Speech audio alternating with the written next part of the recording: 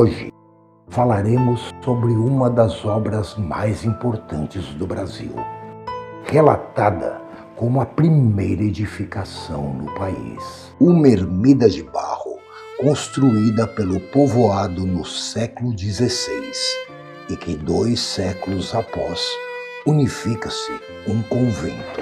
Monumento que passou por muitas adversidades, porém preservada até os dias de hoje.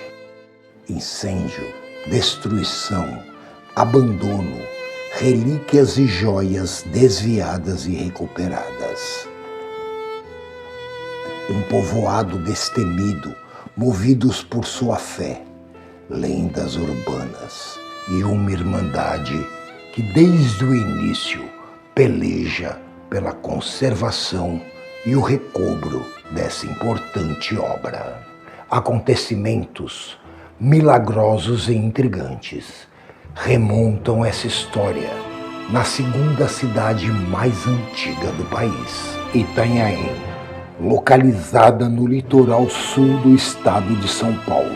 Agora, em Mistérios da História, a igreja e o convento Nossa Senhora da Conceição. Morro do Itaguaçu, século XVI.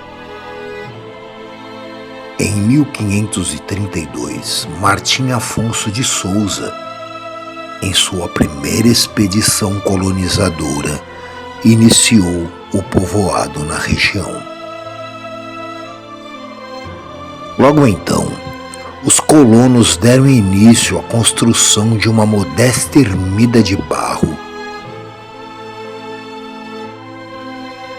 em homenagem à padroeira da nova vila, Nossa Senhora da Conceição.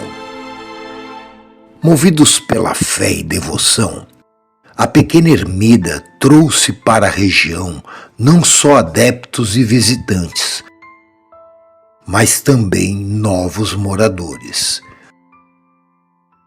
o que contribuiu no seu crescimento e desenvolvimento.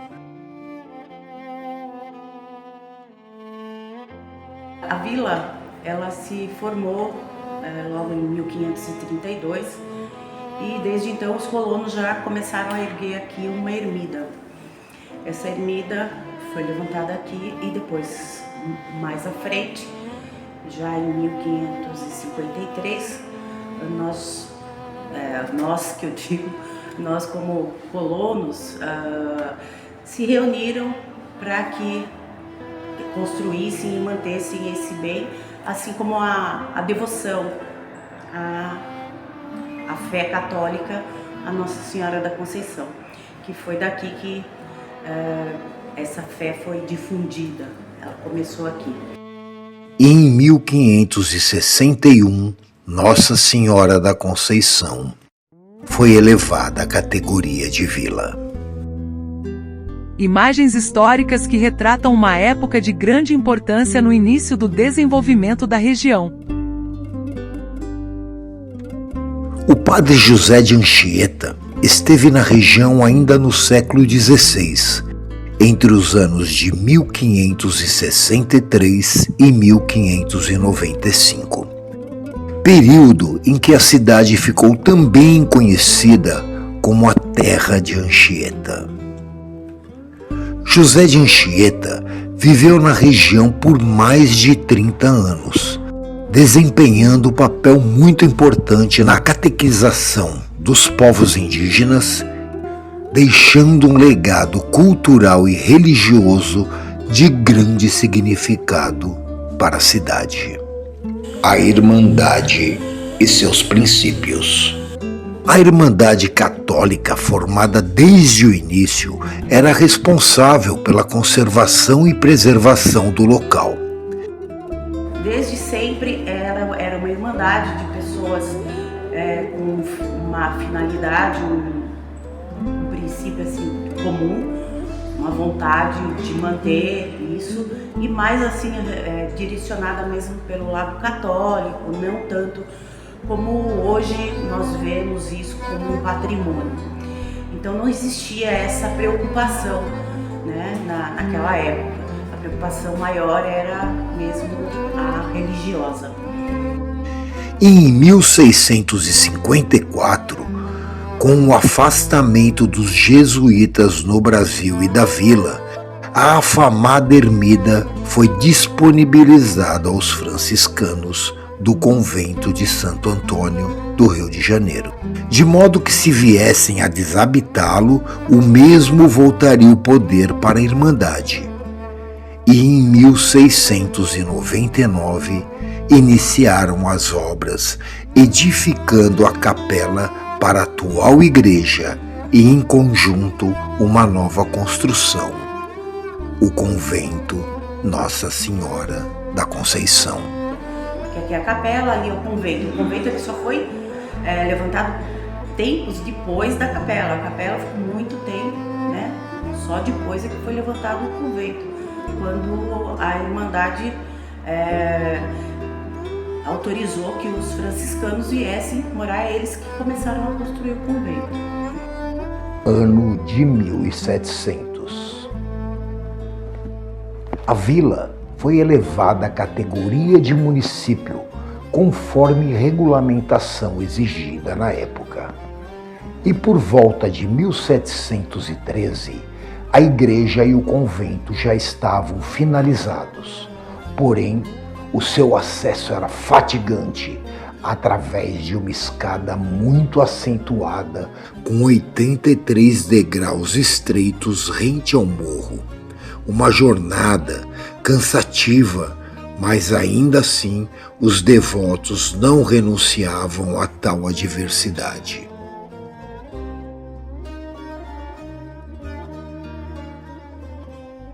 Até que em 1752, a Irmandade concretizou a construção de um cruzeiro e uma rampa de acesso, o que viabilizou a integração de uma maneira transitável e segura até o local. De fato, a igreja e o convento tornaram-se uma área ampla e estável, mas por volta de 1830, com a extinção da capitania, houve o afastamento de uma boa parte dos habitantes. Seguiam eles para o interior, em razão da descoberta de minas de ouro e de pedras preciosas, provocando uma grande baixa nos recursos que a igreja e o convento obtinham. Essa baixa contribuiu igualmente para a partida dos frades, que se mudaram à procura de melhores condições. Com pleno abandono, a Irmandade arduamente tentava manter o local conservado e seguro. Mas foi por volta de 1833 que restava-se no convento um único frade, Frei Manuel de Santa Perpétua, vivendo na companhia de 3 escravos, Pedro, Antônio e Roque. Frei Manuel, além dos compromissos sacerdotais, atuava também como professor, após o horário do meio-dia, ensinando menores e também adultos, o que lhe rendia uma pequena gratificação mensal. E como de costume, todos os sábados após as aulas, solicitava que os alunos e seus ajudantes, para que espantassem morcegos e corujas suindaras que ocupavam a sala do trono e a capela mor. Normalmente utilizavam de varas e folhas de bananeiras, mas foi no dia 22 de março de 1833, quando estavam na prática rotineira, foi executado uma mudança. Desta vez, as varas portavam um amarrado de folhas secas nas pontas, com fogo ateado. Provavelmente seria uma solução mais eficaz. Assim deve ter pensado o Frei Manuel. Adentrando as salas escuras, a ação foi desenvolvida. Mas os forros de madeira, já muito ressecados e em partes abatidos por cupins, provavelmente alguma das fagulhas alojou-se em um local que passou despercebida naquele momento e durante a limpeza. E foi por volta das 10 horas da noite. O sino da matriz já havia soado no costumeiro toque de recolher, e alguns moradores que ainda caminhavam pelas ruas foram surpreendidos por mais badaladas, mas desta vez alarmantes, e em seguida gritos vindos do Largo da Matriz anunciando um incêndio. Em pouco tempo, uma comitiva de homens, mulheres e crianças, com todo tipo de vasilhames, potes e panelas, dirigiam-se aos poços e fontes mais próximas para retirarem água e levarem aos homens que subiam através da ladeira, tentando conter as labaredas que atingiam em torno de 50 metros de altura, para assim tentarem salvar as imagens, como os outros objetos religiosos. Um trabalho árduo que durou por toda a madrugada.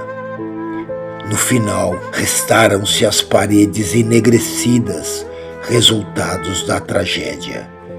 E sobre a mesa, de frente ao cruzeiro, foram colocadas imagens salvas, onde pessoas erguiam suas preces em favor daqueles que ali relutavam pela salvação da igreja e do convento.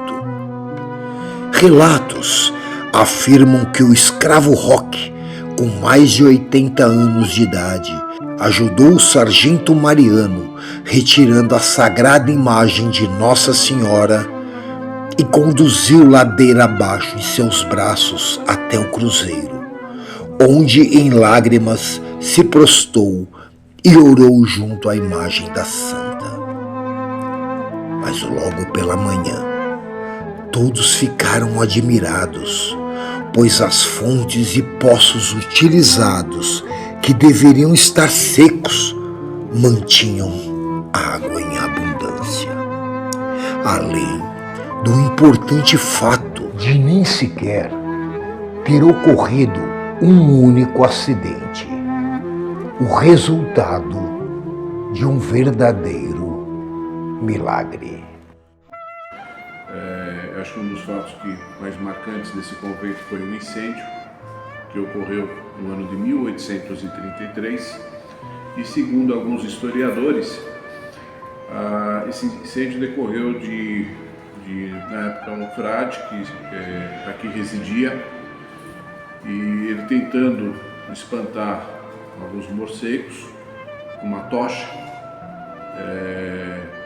O local tinha muita madeira, etc e tal, e provavelmente deve ter ficado algumas brasas, alguma coisa que deu início ao incêndio que hoje nós observamos através dessas ruínas, e aí estão sendo hoje preservadas, tá? Esse é um dos principais fatos marcantes. Pós-incêndio, o convento foi entregue a total abandono. Os franciscanos, que já não mais residiam no local, findaram os cuidados. E no ano seguinte, para ser exato, em 1834, o Frei João de Santo Aleixo, que ainda residia no local, já muito apático com a situação, também resolveu partir. Fez suas malas, incluindo relíquias preciosas que eram de responsabilidade a guardo da Irmandade. Porém, um escravo idoso presenciou tal fato. comunicando de imediato os membros da Irmandade, que tomaram providências e, através de um mandado de busca expedido pelo juiz, dirigiram-se ao convento. No entanto, o frei já havia partido. Juntou-se então uma vasta diligência e em Piaçabuçu, no distrito de São Vicente, conseguiram interromper o frei, solicitando que apresentassem sua bagagem e seus pertences. E depararam com diversas peças sagradas e joias, incluindo a famosa coroa que, segundo relatos, uma doação da família real. Joia essa de ouro maciço, cravejada de brilhantes e esmeraldas, só utilizada em grandes solenidades, como a festa da padroeira e a do Divino Espírito Santo. Ação essa que recuperou todos os itens. Esses e demais fatos estão relatados no livro A Vila de Itanhaém, de Benedito Calixto de Jesus.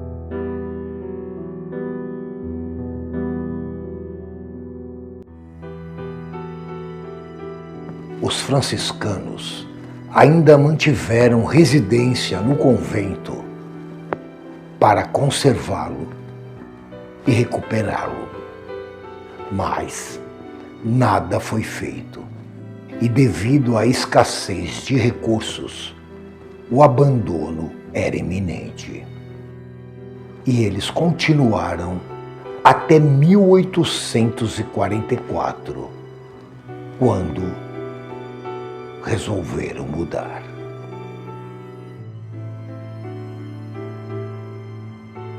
No período de 1844 a 1860, o abandono era notório. Apesar de todos os esforços dos devotos, foi só em 1860 que a Irmandade conseguiu se reconstituir e dar início à recuperação e restauração do convento. Com o auxílio da população e recursos que vinham da capital, conseguiram trazer os bens e imagens de volta, mas a recuperação foi somente a da igreja.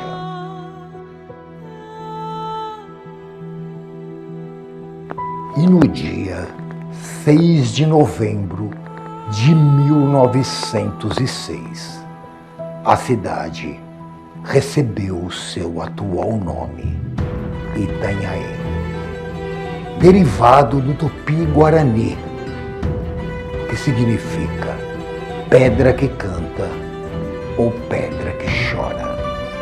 Mas e quanto às joias e a famosa coroa?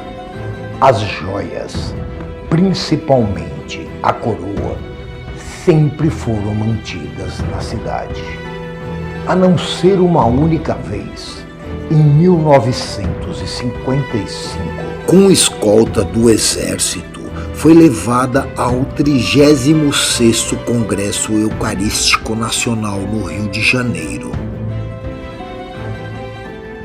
Porém, alguns anos depois, uma comitiva da Cúria Diocesana de Santos, com a presença do bispo, quiseram levar a coroa em questão de segurança. Mas o provedor da época, senhor Totó Mendes, era detentor da guarda da relíquia e de demais joias. Concentrou um grande número de munícipes na Praça Matriz em protesto e assim conseguiu impedir que a levassem. Alguns anos depois, foi adquirido um cofre no banco para guardar com segurança as joias e a coroa. Ficaram lá até 1997, quando o banco encerrou as suas atividades de cofre.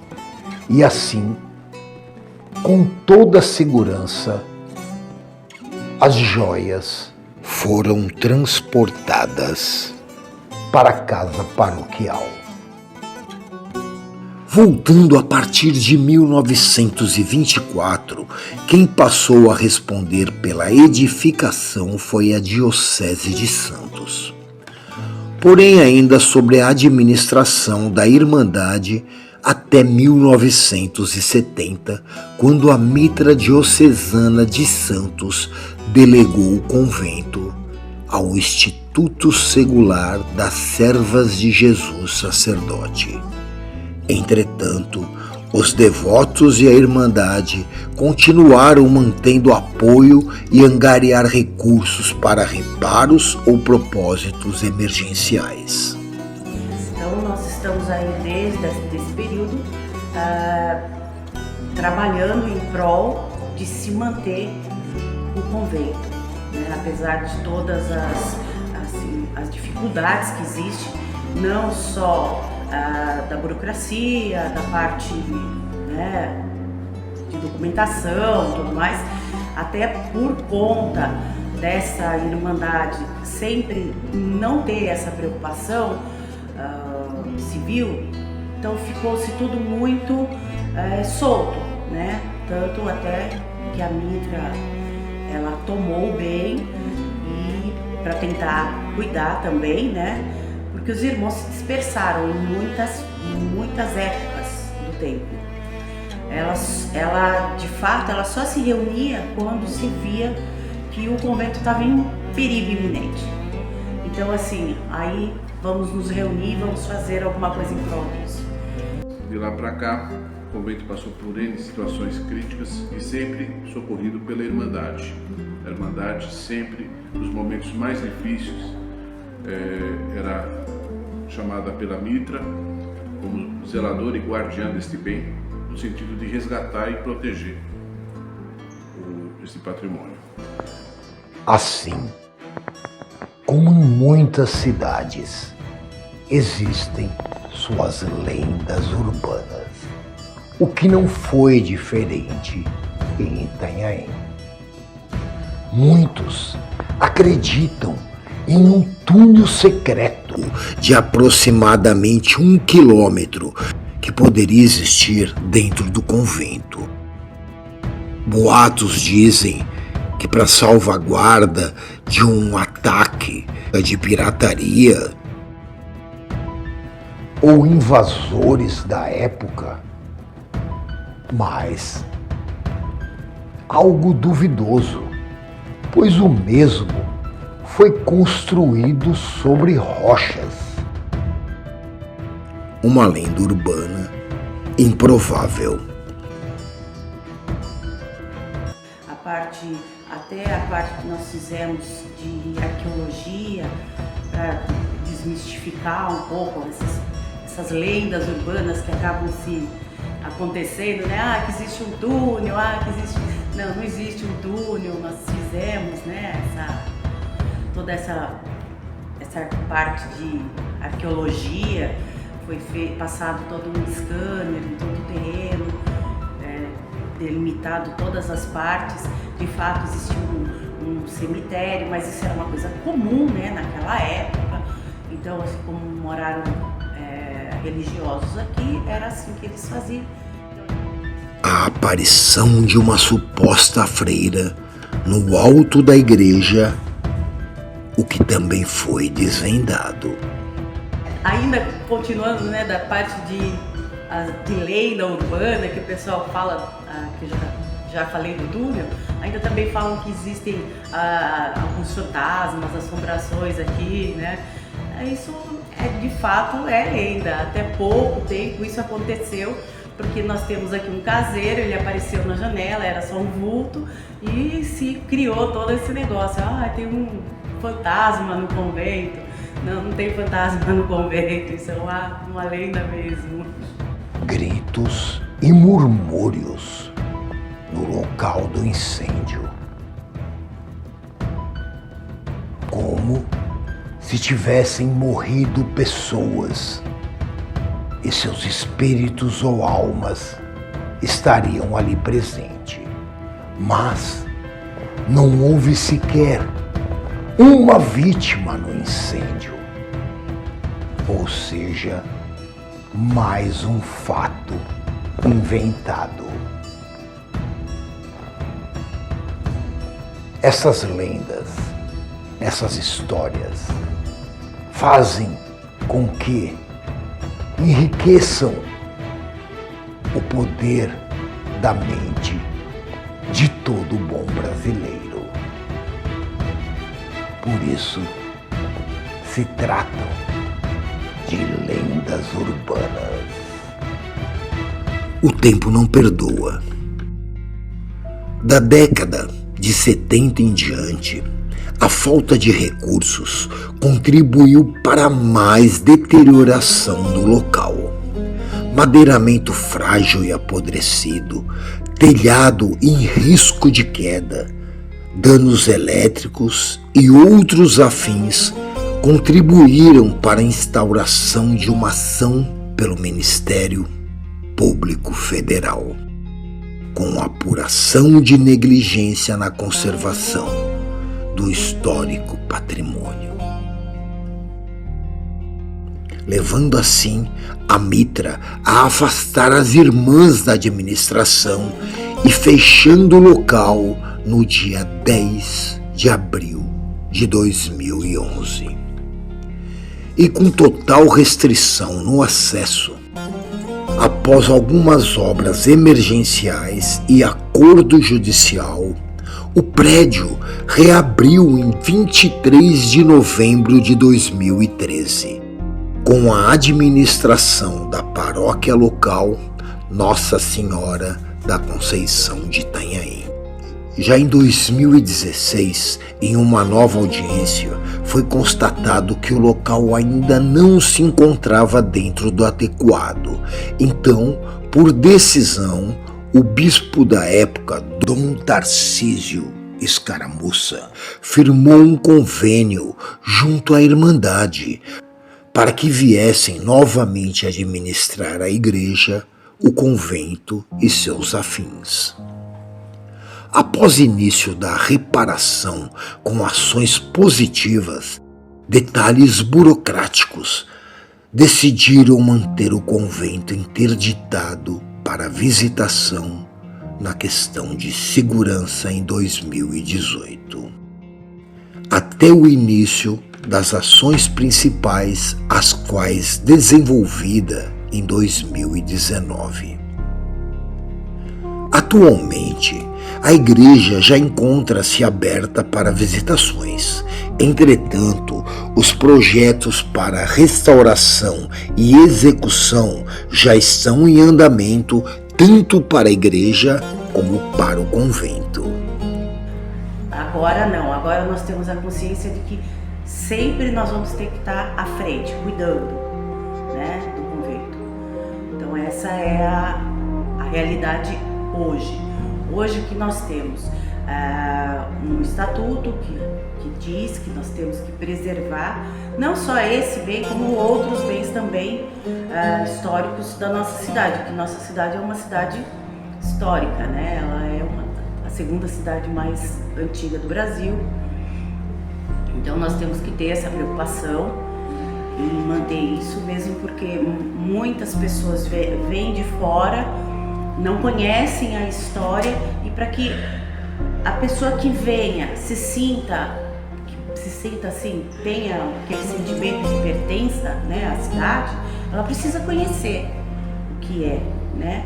Se ela não conhece, ela não vai ter a preocupação de cuidar, né? E as pessoas que conhecem acabam ficando velhas e vai passando o tempo. Se ela também não tem essa preocupação de passar para frente, as coisas vão acabando assim, acabar caindo no esquecimento. E algumas peças que nós acabamos descobrindo aqui, que são umas pias em pedra também de cantaria. A gente vai revitalizar elas e contar um pouco da história de como vinha a água para essas pias que não tem fundo. São pias planas que parecem mesa, né? E a água caía no chão, naturalmente, não existia esgoto. Então, assim, lavava-se e a água escorria pelo chão. Então, assim, você imagina naquela época, né, isso. Então, a gente quer trazer isso de volta, que as pessoas se sintam, de fato, no passado. Bom, para quem não me conhece, meu nome é Eduardo. Eu sou ex-provedor da Irmandade Conceição do Itanhaém. Vim para a Irmandade a convite do ex-provedor Felipe Moscatello. Conduziu a Irmandade com muito zelo, muito cuidado, e desde que nós chegamos na Irmandade, a nossa preocupação era resgatar o seu objeto estatutário, que é, entre outras, a preservação deste importante patrimônio, não só da cidade de Itanhaém, como do Brasil, para não dizer um patrimônio mundial. Então, a Irmandade ela foi vindo todo esse período sem sem estar organizada civilmente. Isso nunca foi uma preocupação dos irmãos. Sempre eles socorreram o convento ao longo do tempo de forma voluntária, unidos, né, como mesmo uma irmandade. Depois, com o tempo, foi se vendo a preocupação em se manter por motivos que vai ficando velho, vai envelhecendo o patrimônio e todas as outras coisas aconteceram, várias vezes foi abandonado. Quando eu assumi como provedor, a minha principal preocupação foi a busca por recursos financeiros, uma vez que se venham bem tombado, tanto no IFAM quanto no CONDEFAR. Para quem não conhece, uma das particularidades, que é um dos maiores obstáculos, é que esse bem não pode passar por reforma, ele apenas pode passar por restauração. E a restauração, além de ser extremamente complexa, é muito onerosa. Daí a razão da gente buscar recursos, tanto pela iniciativa privada, e aqui eu deixo o meu convite a quem estiver assistindo esse vídeo, que abrace essa nossa causa, tá? Precisamos de muito de recursos para trazer esse bem de volta integralmente. Hoje parcialmente aberto, apenas a capela, onde ocorrem as missas todo primeiro sábado de cada mês, às 8 da manhã. É uma missa votiva, tá? Nós temos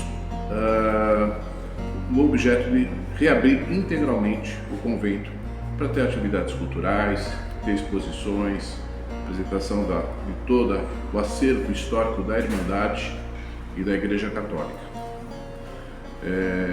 Certamente isso vai ser um presente para toda a sociedade.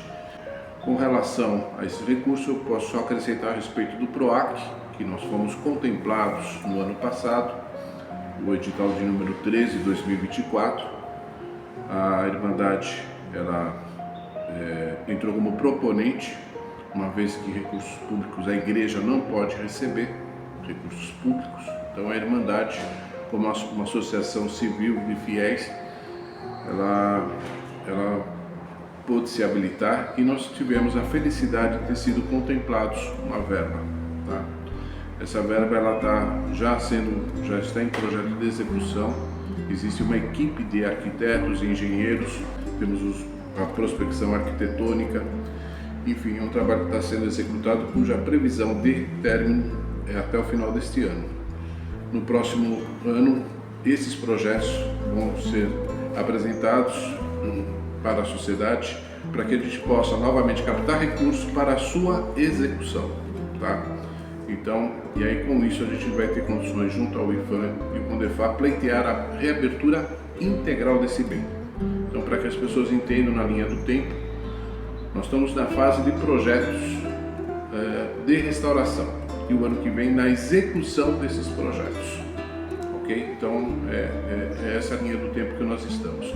Então, foi isso que nós conseguimos, foi um passo importante, tanto para a Irmandade quanto para a população de Itanhaém, ter sido contemplados nisso e permitir, com esses recursos hoje públicos, desenvolver esses projetos. Esperamos no ano que vem a gente conseguir os recursos para a execução desses projetos, tá? Já estamos correndo atrás disso, mas precisamos também da ajuda da iniciativa privada, porque os recursos não serão suficientes. Já adiantei, é extremamente oneroso, muito caro. E hoje um ponto que eu vou permitir a licença do Edgar, tá? Nós estamos convidando padrinhos, quer seja pessoas físicas ou empresas que queiram apadrinhar o convento. Hoje a nossa principal preocupação é a salvaguarda deste bem, e nós precisamos manter aqui um caseiro, tá? Então temos que pagar o salário dele, pagar encargos sociais, para cuidar desse bem, porque é muito complicado. Nós ficamos no topo do morro do Itaguaçu, é um local de difícil acesso, a gente não tem muita acessibilidade, esse é um dos pontos que está sendo tratado nesses projetos, a acessibilidade, tá? A VCB, entre outras questões extremamente importantes, para que as pessoas tenham conforto, tenham segurança para fazer a apresentação desse bem. Mas nós precisamos, nesse intervalo de tempo, até concluir esses projetos, manter esse caseiro. Então, toda ajuda que puder vir para a manutenção do caseiro, né, que ele é responsável pela salvaguarda e ele tem zelado com muito carinho, muita dedicação, é importante para a gente. Neste ano, é um ano muito importante para os católicos, que é o ano jubilar. Para quem não conhece, ocorre a cada 25 anos do ano de nascimento de Nosso Senhor Jesus Cristo. O então Papa, saudoso Papa Francisco, decretou no início do ano o ano jubilar de 2025.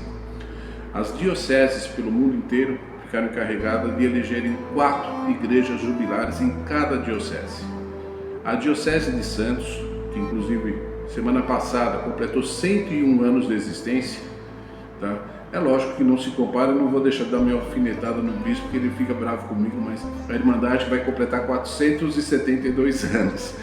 Eu costumo brincar com ele, mas é só uma brincadeira, a gente até se diverte com isso. O nosso convento foi contemplado pelo decreto do bispo diocesano, Dom Tarcísio Scaramuzo, como uma igreja jubilar. Tá? Então nós temos o convento Nossa Senhora da Conceição de Itanhaém, temos a Igreja Sagrado Coração em Santos, temos a Igreja São Vicente Mártir em São Vicente e o Monte Serrat.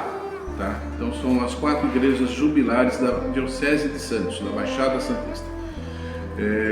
Os católicos, eles podem retirar em qualquer igreja jubilar o passaporte, ele é gratuito, e lá tem todas as igrejas, tanto jubilares quanto as igrejas santas, e ele pode fazer a peregrinação para a obtenção da indulgência.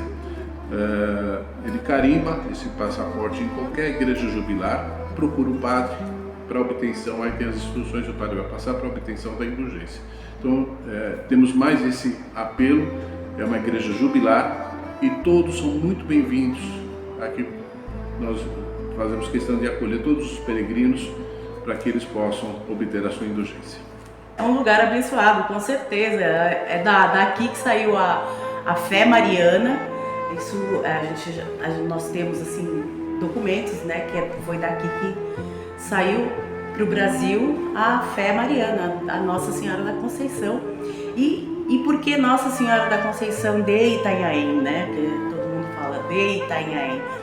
Nossa Senhora da Conceição, ela é uma imagem, né, que todo mundo conhece, que tem as mãos postas, né? E a de Itanhaém tem um nenê no colo, tem um menino Jesus no colo, né? Então por isso essa iconografia própria que faz com que ela seja de Itanhaém, né? Então por isso que nós falamos sempre Nossa Senhora da Conceição de Itanhaém. E ela pertence ao convento.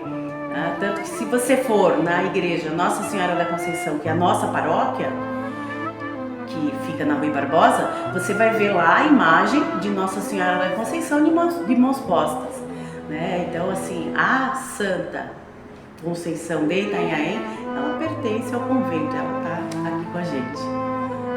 Igreja e Convento Nossa Senhora da Conceição.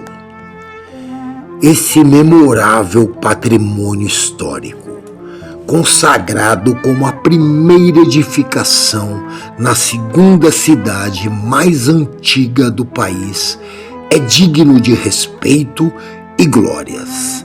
Além do apreço que devemos ter para com aqueles que desde o início lutaram e lutam por sua preservação, Irmandade, administrações atuais e anteriores, órgãos e profissionais envolvidos e, é claro, a população que direta ou indiretamente contribui para manter essa ilustre obra presente na história do Brasil,